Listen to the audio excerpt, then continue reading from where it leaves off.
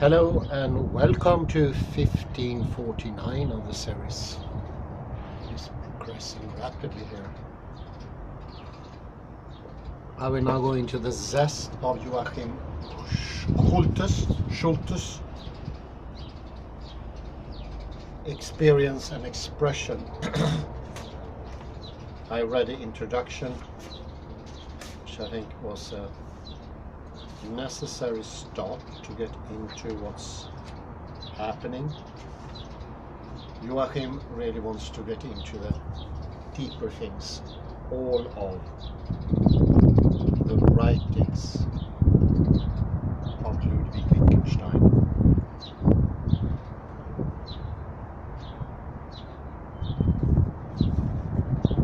And we realized Wittgenstein put away at least almost 2,000 handwritten pages, which is in itself quite a feat.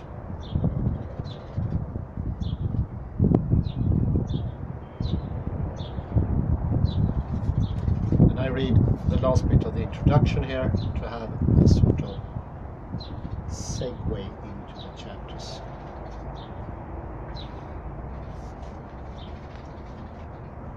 The following chapters are meant both to clarify hidden or obscure remarks in Wittgenstein's remarks on the philosophy of psychology,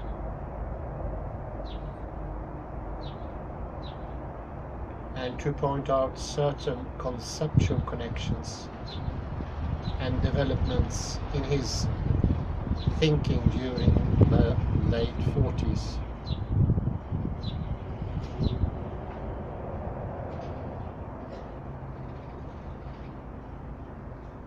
The best known result of his thinking during that time is the second part of the posthumous philosophical investigations.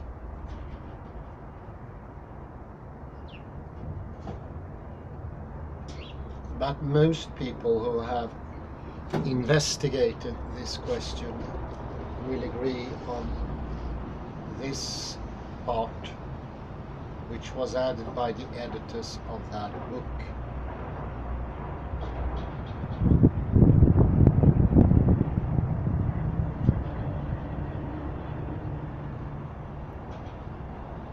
Is rather awkwardly placed where it stands now.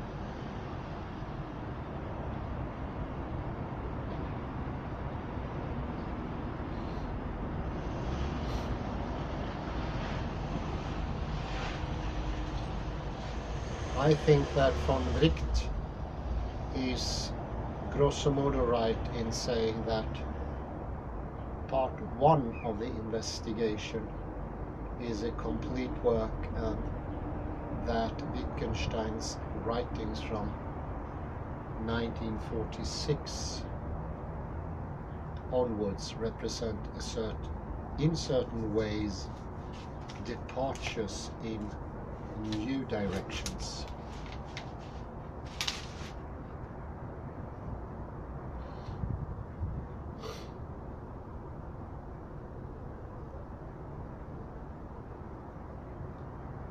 Perhaps the following chapters will help readers to understand the direction in which Wittgenstein ideas moved in the late 40s.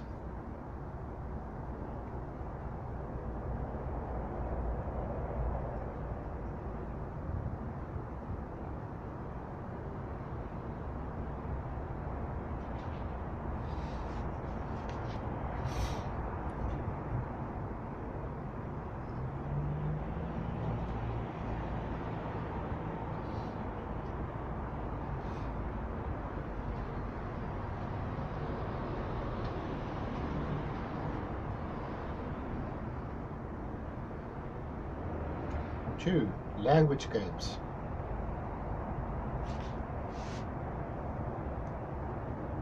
The concept of language game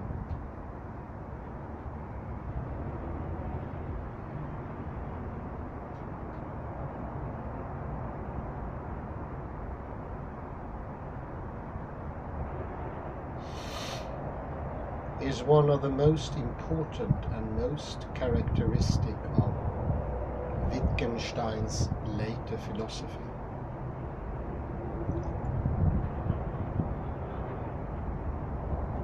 This concept refers to the subject matter of many of Wittgenstein's reflections upon both the meanings and the differences in meaning of linguistic expressions.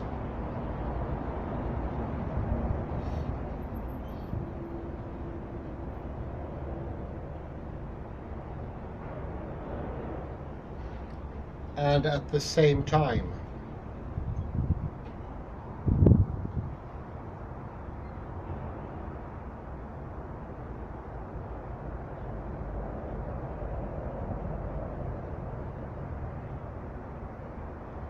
marks a feature of his philosophical method.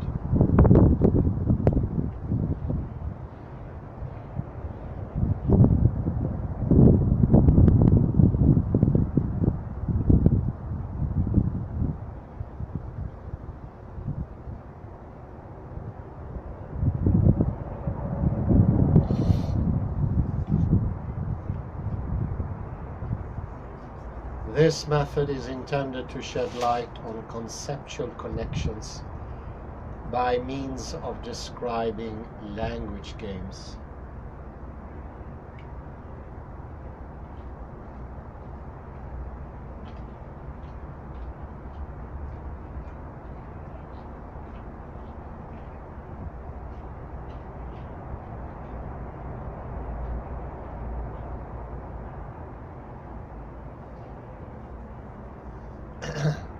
The general idea on which the concept of a language game is based goes back to an analogy between the function of linguistic expression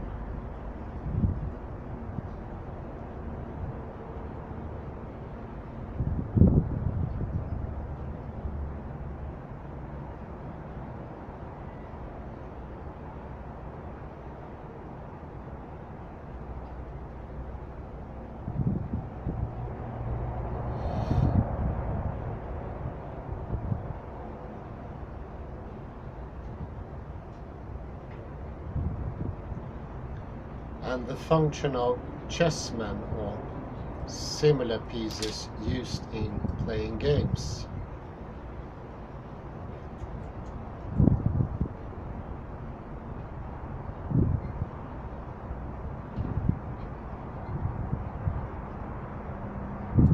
This analogy comes to the fore in Wittgenstein's many comparisons involving the game of chess, particularly numerous in his writings of the 30s.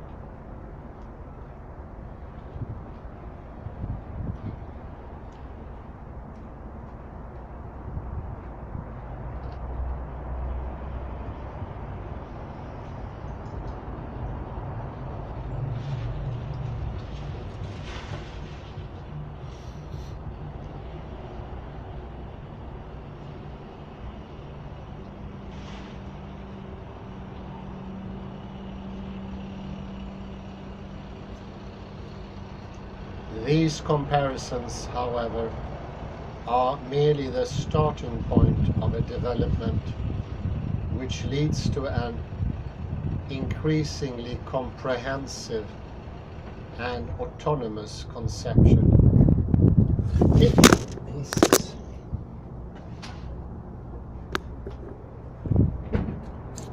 Sorry about that.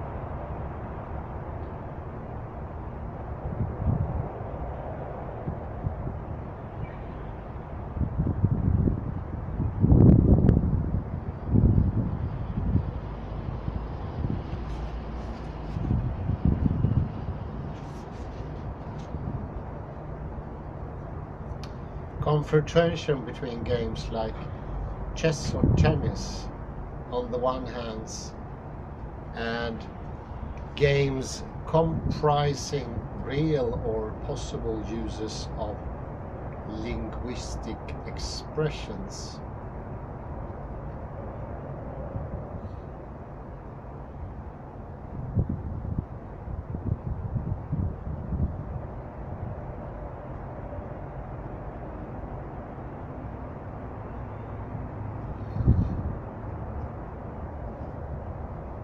On the other, loses most of its former significance.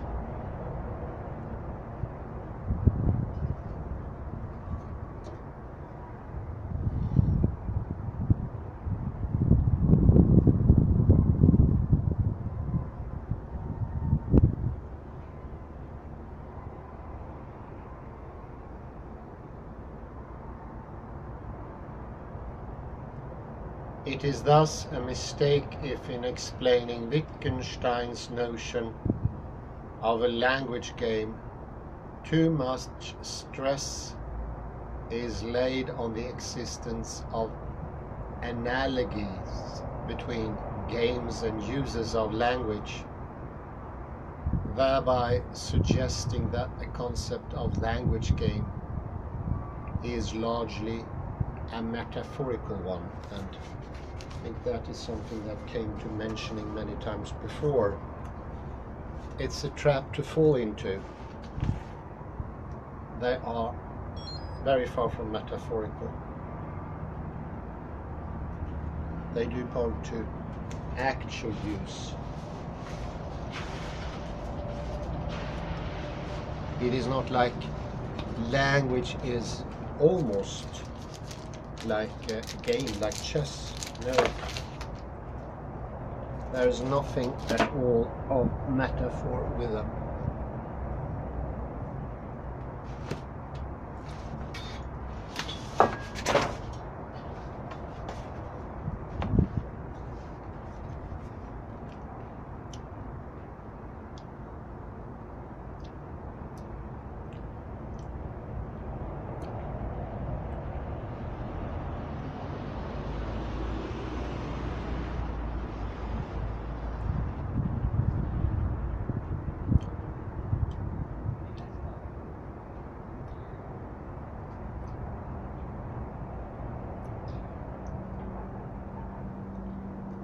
What this concept is really intended to emphasize are the interactive aspects of linguistics and other activities.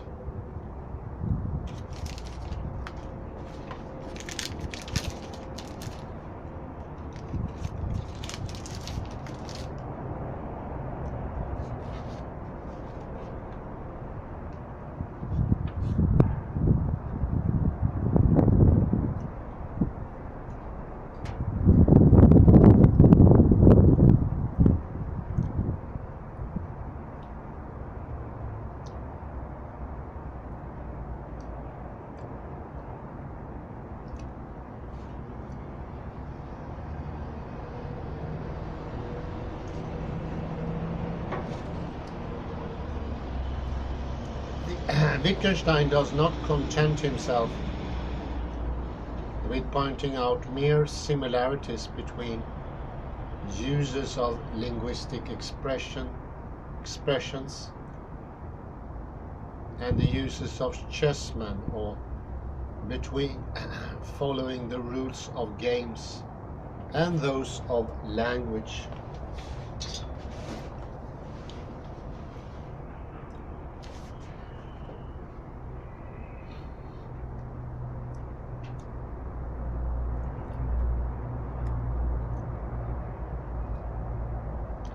It is true that the concept of a language game is closely connected with Wittgenstein's principle that in many cases the meaning of a linguistic expression is its use.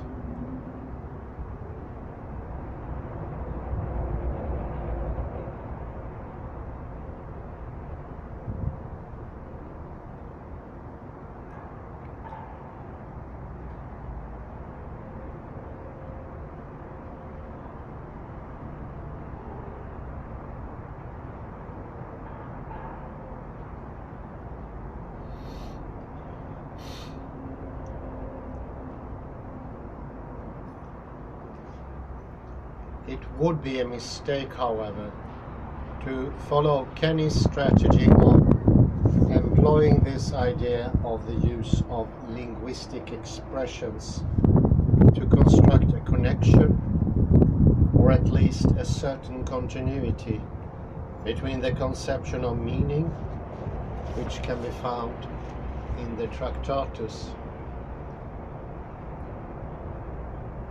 and Wittgenstein's later notion of language game.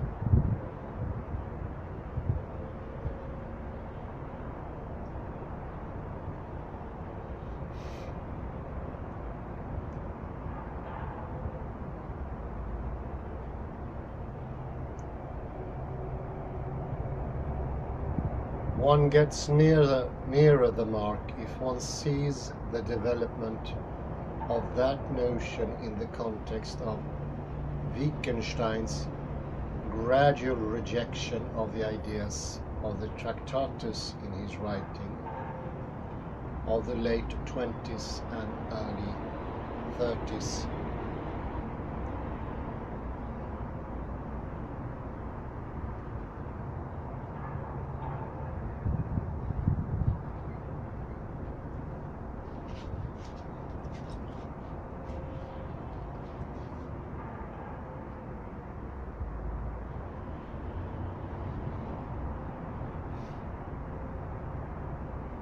According to this view, the first identifiable predecessor of the concept of a language game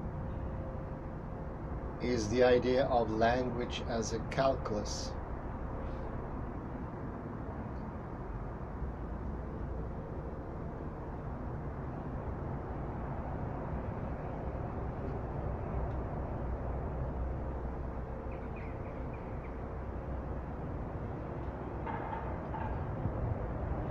An idea which in the early 30s gains more and more importance in Wittgenstein's writings and is found attractive by him for the reason that at the time he is basically interested in language as a procedure according to explicit rules.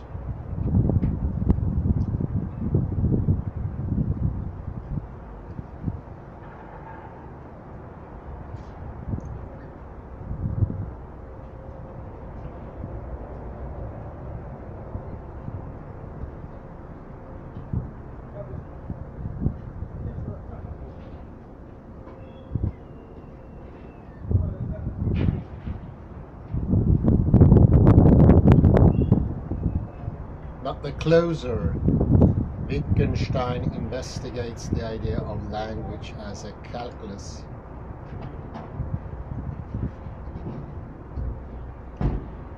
the more inadequate it proves to be.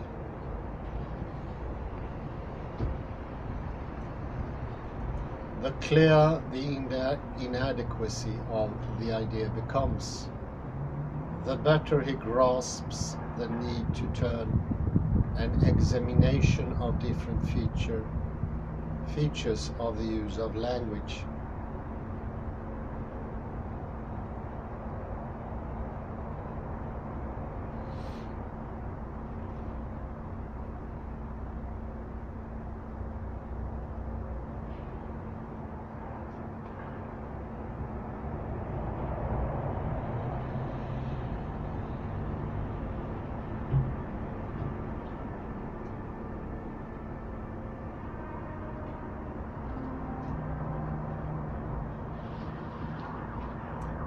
The first detailed characterization of what Wittgenstein means by the concept language game is given in the Blue Book, which was dictated in 1933-34.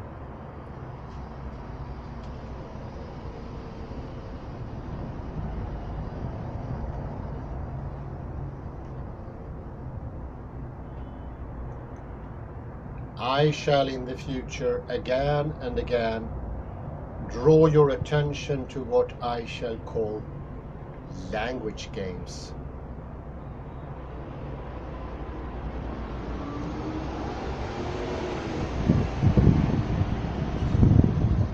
These are ways of using signs, simpler than those in which we use the signs of our highly complicated everyday language.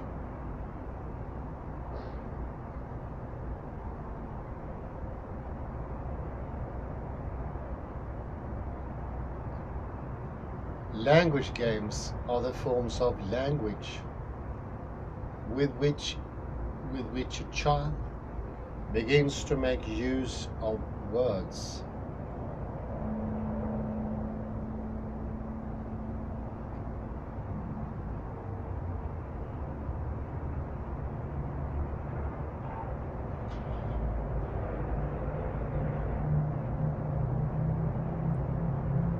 The study of language games is the study of primitive forms of language, or primitive languages.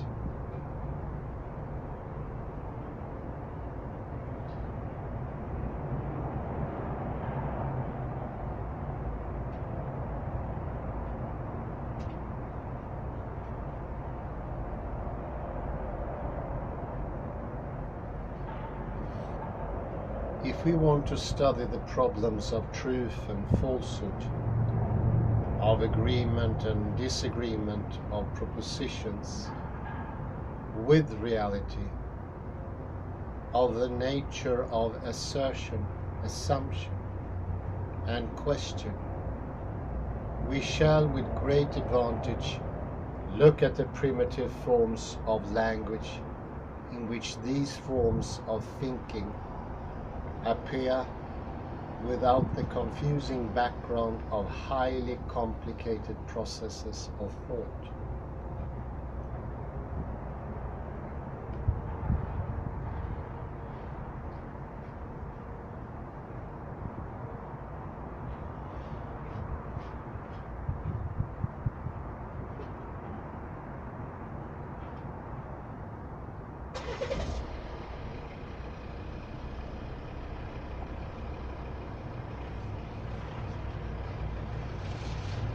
When we look at such simple forms of language, the mental mist which seems to enshroud our ordinary use of language disappears.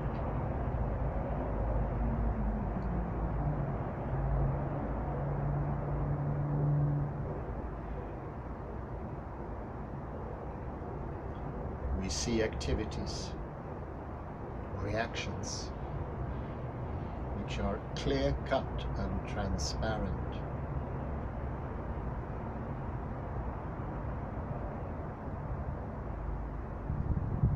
On the other hand, we recognize in these simple processes forms of language not separated by a break from our more complicated ones.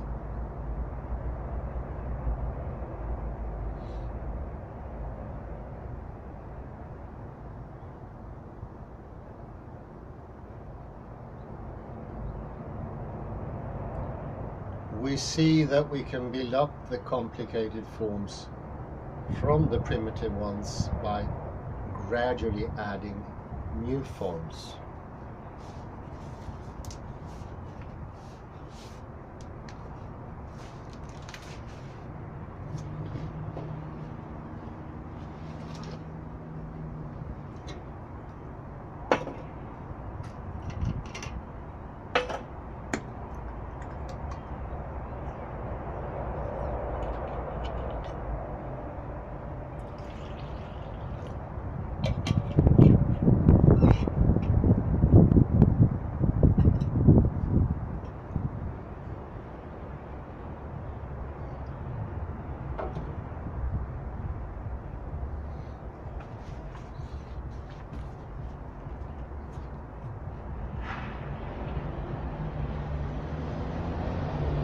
Great stress is laid in this passage on the simplicity of the forms, which are to be studied.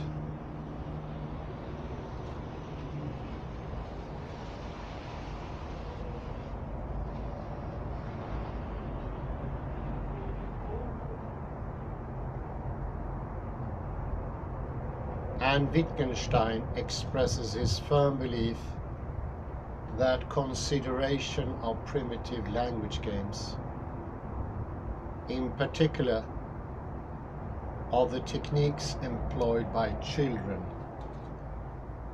which often are considerably less complicated than those employed by adults,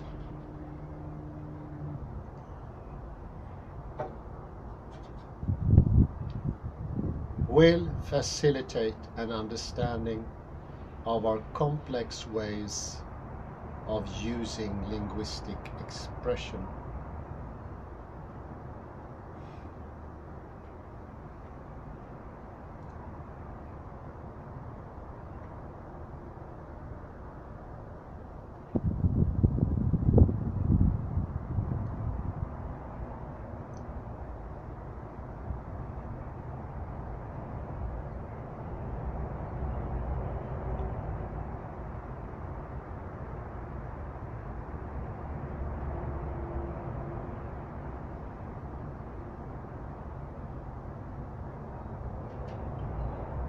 This appeal to the ways children learn and use language is also to be found in the Brown Book, which Wittgenstein dictated in the academic year of 1934-35.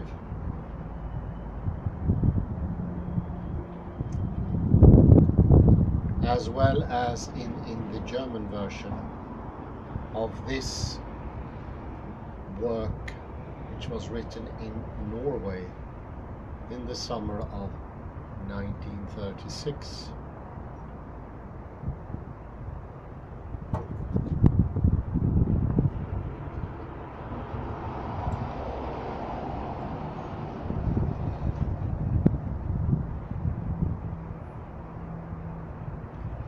In the Brown Book, Wittgenstein says that language games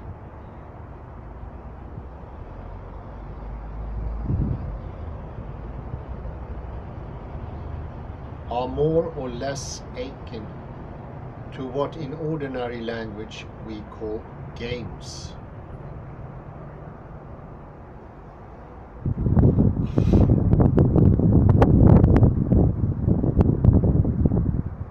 Children are taught their native language by means of such games, and here they even have the entertaining character of games.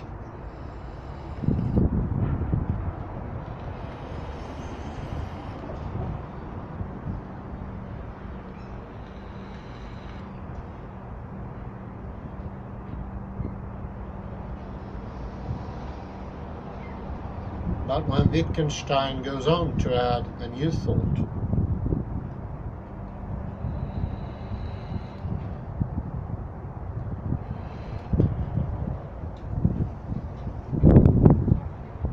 we are not, however, regarding the language games which we describe as incomplete parts of a language, but as languages complete in themselves, as complete systems of human communication.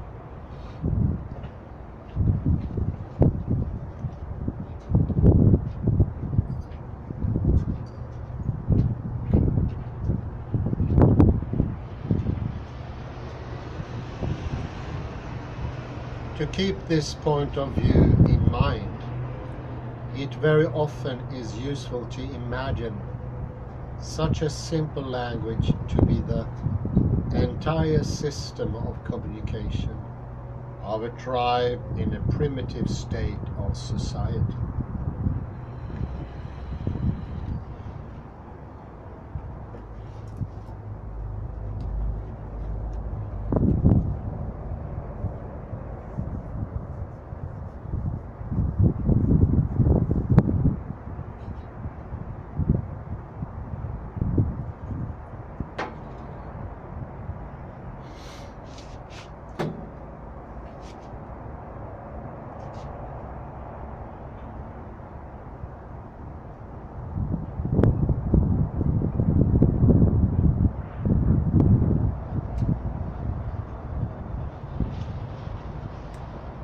In this remark, Wittgenstein declares that language games are not to be regarded as fragments of a more comprehensive whole.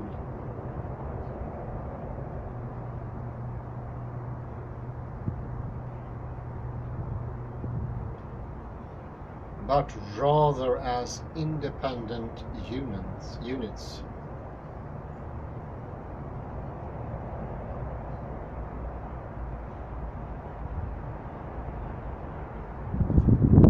And these units are said to be self-sufficient to such an extent that they could be conceived of as complete languages which are used by a community.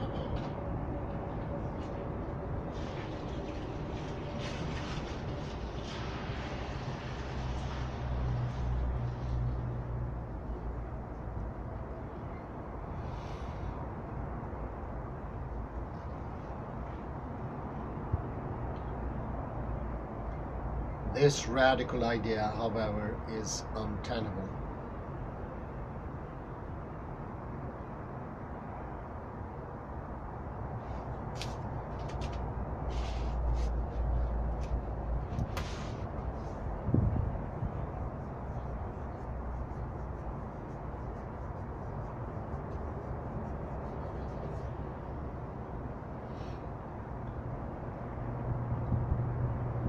This radical idea, however, is untenable. Very important. We put a mark here.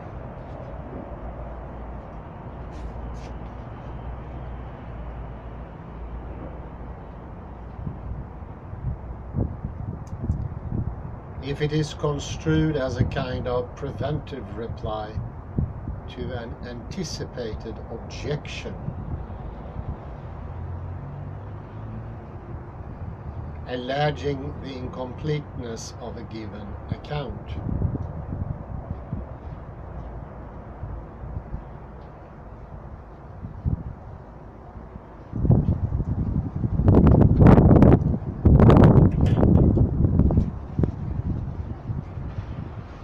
Then there may be some point to it.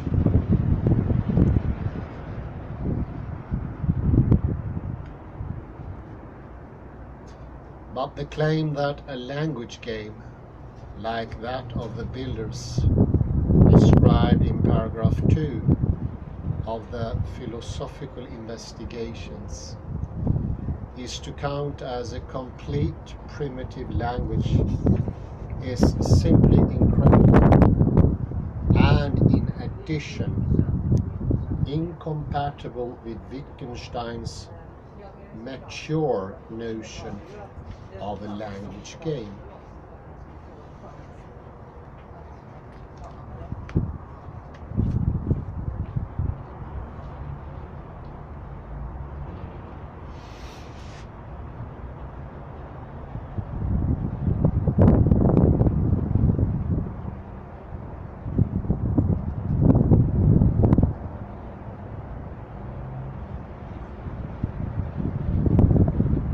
What is more important?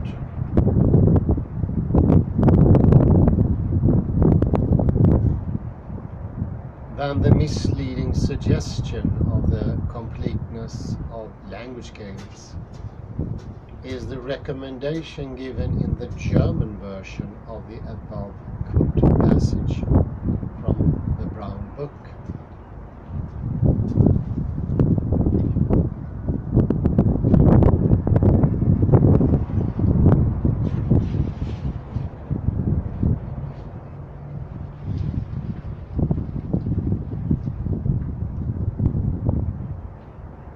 There Wittgenstein advises us to draw a more comprehensive picture and to remember the ways language is used in the life of a community of speakers.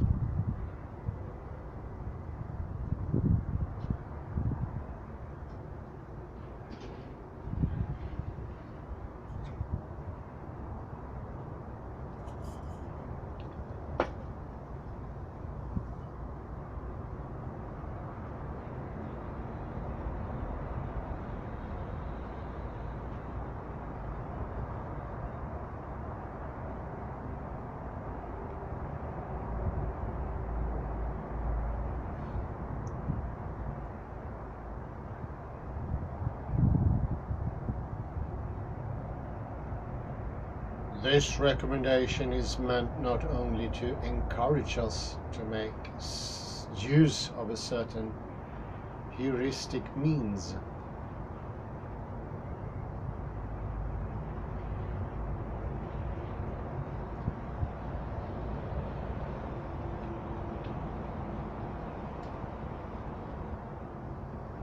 but also to indicate a criterion which can be used to establish the sense of linguistic expressions.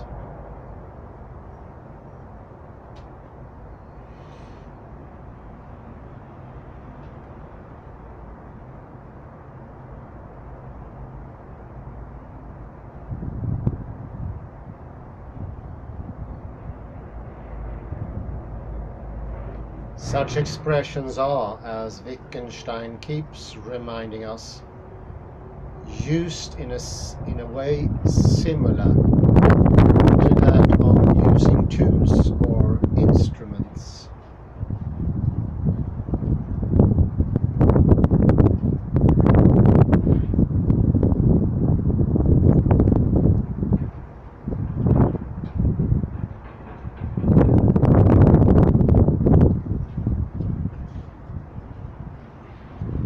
In order to grasp what a hammer is, it is necessary to know how it is used.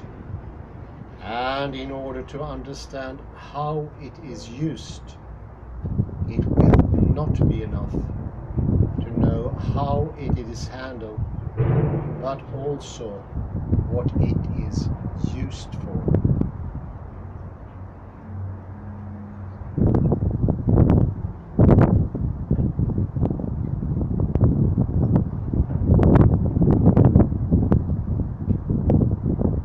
Similarly with language.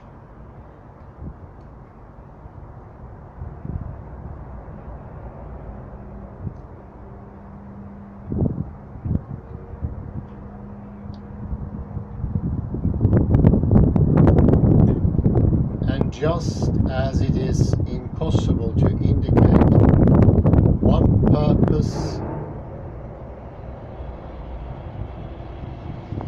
served by all tools, so it is also impossible to specify one end which could be said to be the end of all uses of linguistic expressions.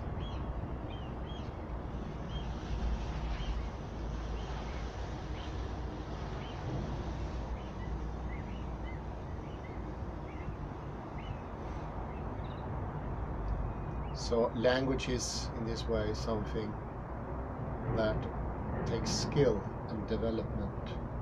It is never the pointing gesture of St. Augustine, never, ever. It takes years. And it's also in a higher context of gazillions of things. The Augustinian conception is beyond ridiculous. It's not even, I wouldn't say it's not even a proper proposition.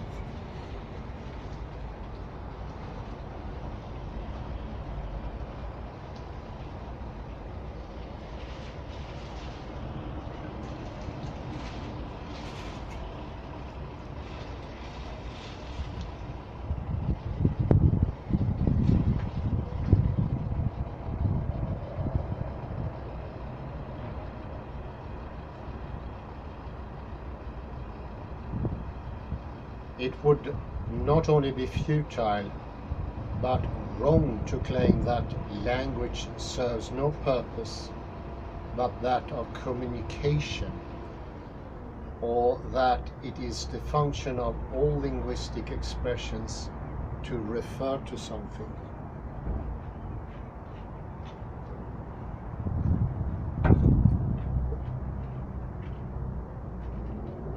That is most often done today. Language is sort of being a communicative tool, and that is just ridiculous as well.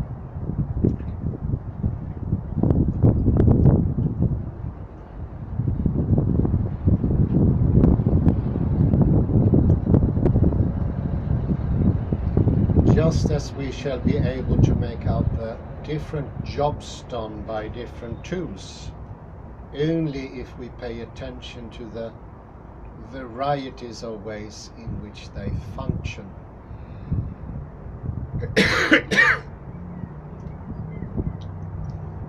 So we shall be able to grasp the different types of end served by linguistic expressions only if we investigate their ways of functioning in different contexts of use.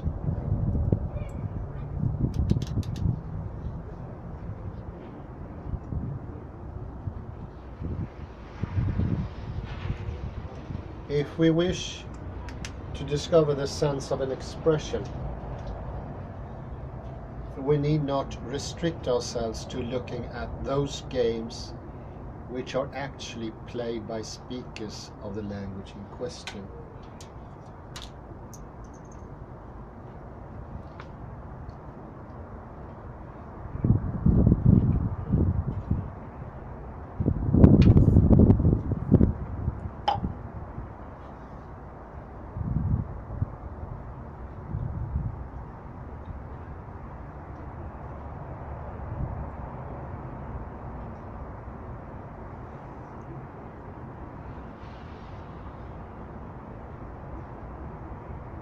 We may also examine invented language games, and in this way try out, as it were, to what extent it is possible to stretch or telescope the sense of certain expressions, and whether it is all possible to establish their senses.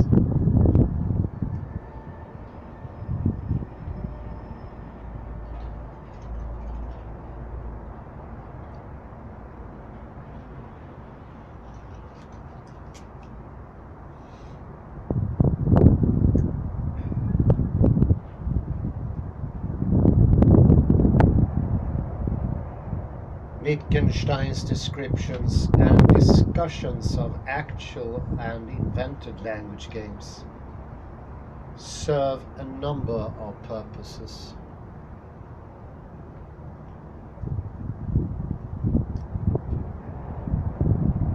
First of all, a comparative examination of different language games, which succeeds in pointing out similarities and differences.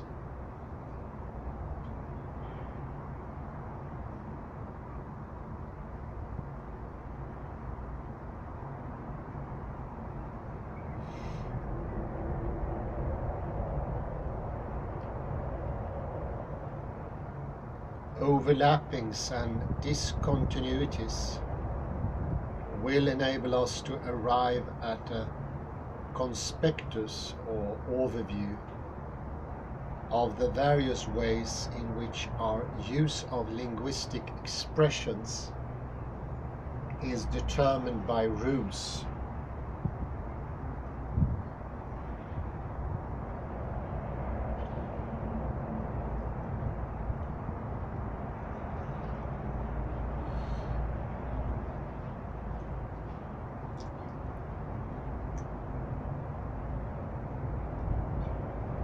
It will.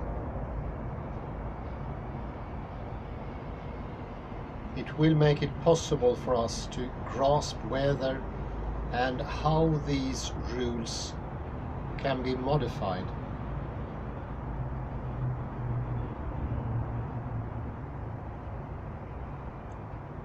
Here the aim is to develop a sequence or series of cases by juxtaposing them as perspicuously as possible, and if necessary to invent missing connecting links.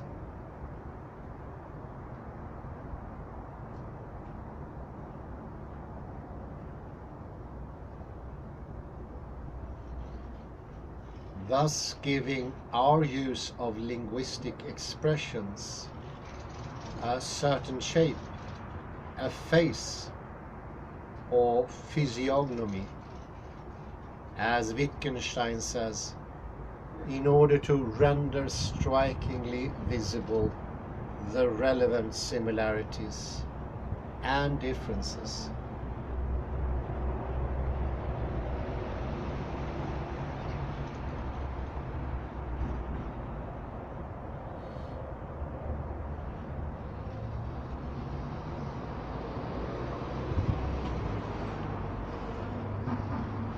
Secondly, descriptions and examinations of language games serve, as has already been pointed out, as criteria for determining the sense of an expression.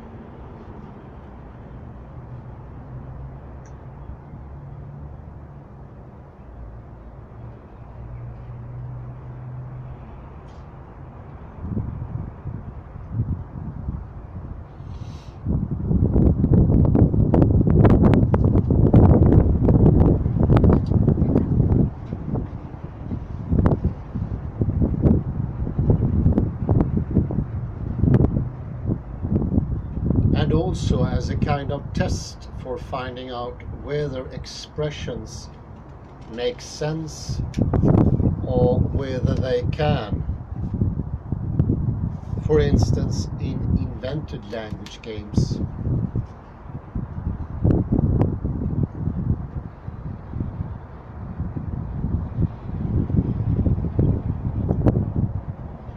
Be given a certain sense.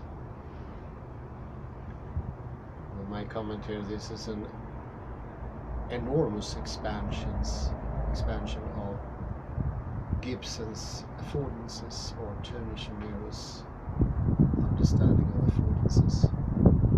It is incredibly much larger. Fascinating. Thirdly, descriptions of different language games are intended to indicate points where the surface grammar of our language obscures differences in depth grammar.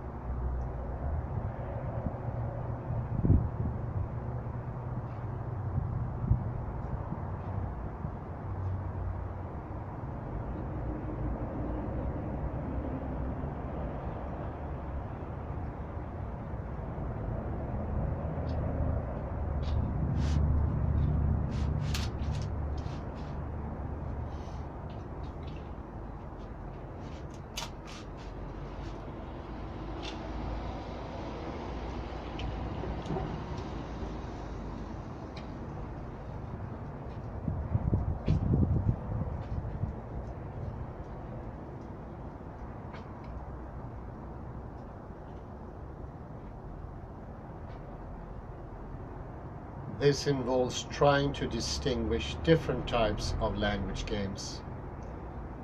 For example, the games of asserting, making assumptions, asking questions, etc.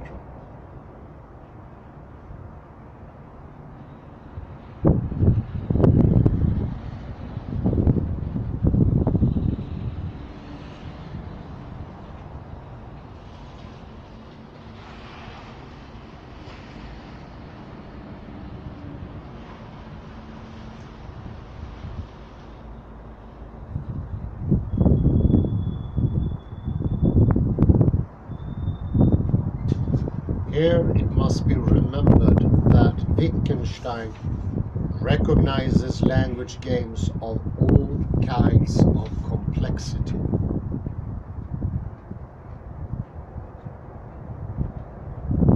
Not only does he speak of comprehensive types of game like that of asserting,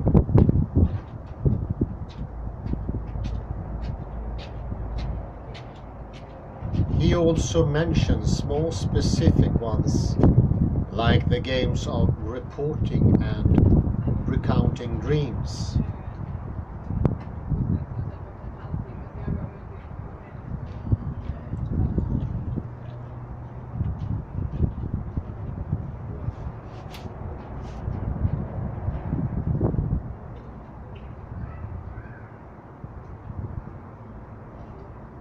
Moreover, he often uses such locutions as the language game with the word red.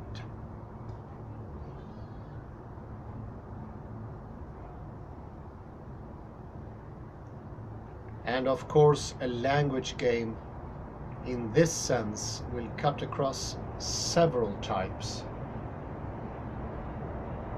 as red can occur in assertions as well as in questions.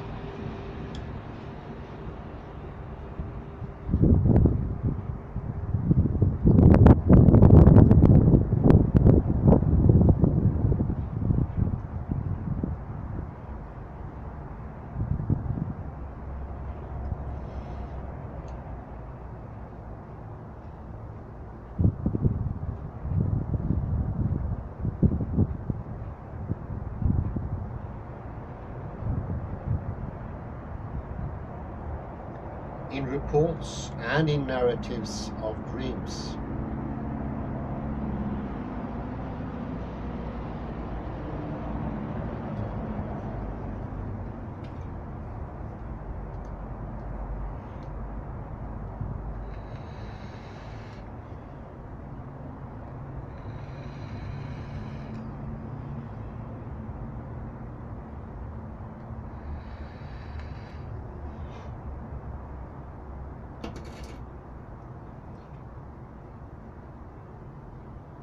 In each of these cases, Wittgenstein emphasizes that it must be possible to specify the relevant context, to indicate the point or purpose of the utterance in question, and to describe the skills needed for mastering the expressions concerned.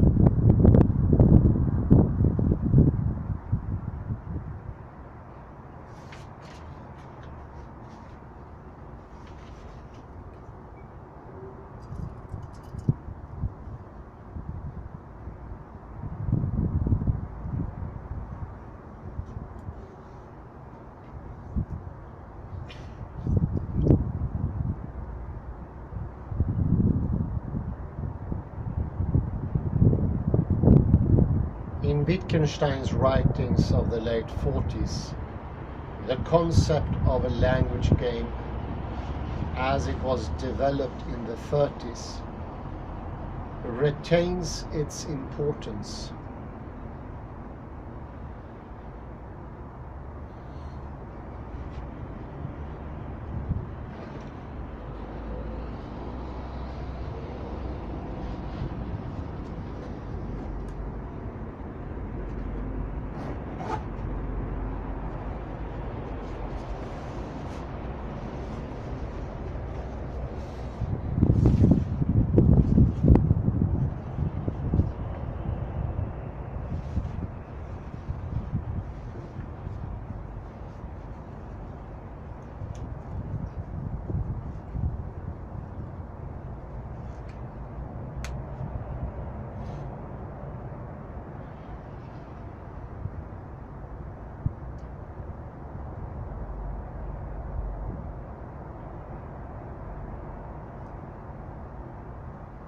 It continues to play more or less the same role it plays in the philosophical investigations, and its use exhibits all the features mentioned above.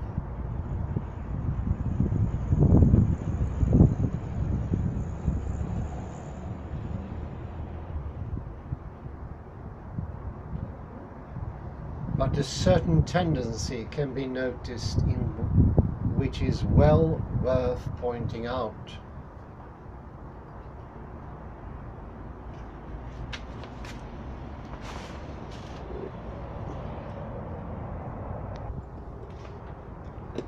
So some concluding remarks and then we tally on. In Wittgenstein's writings of the late 40s, the concept of a language game, as it was developed in the 30s, retains its importance. It continues to play more or less the same role it plays in the philosophical investigations, and its use exhibits all the features mentioned above.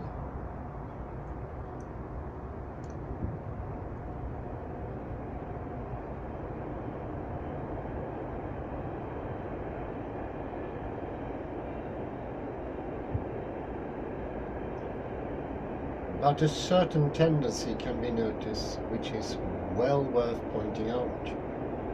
In the later writings there occur fewer invented games than in the earlier ones, and frequently Wittgenstein is content to make rough and ready suggestions, to ask the reader simply to look at the language game, for then the sense may become clear to him.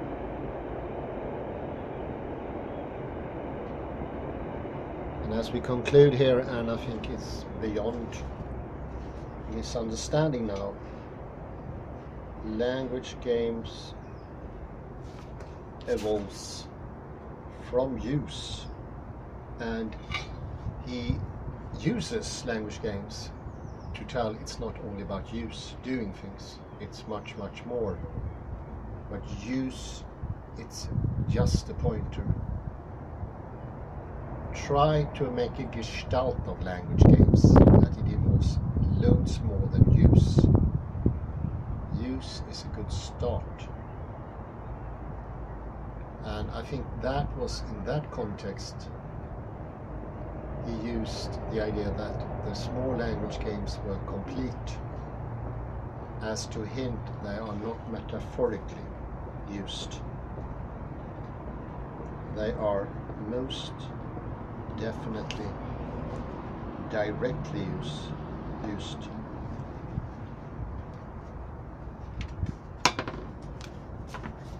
Continue with this in 1550. I say thank you very much for your patience and have a very pleasant afternoon. Bye bye for now. Nice and sunny day here.